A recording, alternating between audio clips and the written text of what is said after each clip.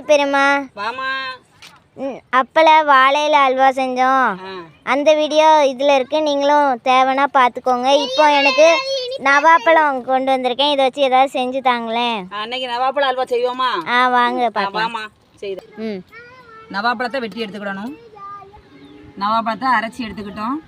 கொட்டையை கழுவி தண்ணி எடுத்துக்கிட்டு, தண்ணி இருக்கு சட்டி வச்சுக்கிடும். தண்ணியை ஊற்றிக்கிடும். கொஞ்சம் அவ்வளோ எடுக்கணுமா? நவாப்பழத்தை தட்டிக்கிடுவோம். கொதிச்சுடுது நல்லா. போடு. நானா செஞ்சதே. சீனியை போட்டுக்கிடுவோம். தேவையான அளவு சீனி போட்டுக்கோங்க. ஏலக்காய் போட்டுக்கிடுவோம். இப்போ கார்ன்ஃப்ளவர் மாவை ஊற்றிக்கணும். நெய்யை ஊற்றிக்கிடுவோம். இறக்கி வைக்க தட்டில் நெய்யை நல்லா ராவிக்கோங்க. என்ன தேவை? நான் செஞ்ச அல்வா எப்படி இருக்குப்பா? நீங்களும் அல்வா செஞ்சு சாப்பிட்டு பாருங்க. லைக் பண்ணுங்க, ஷேர் பண்ணுங்க, சப்ஸ்கிரைப் பண்ணுங்க.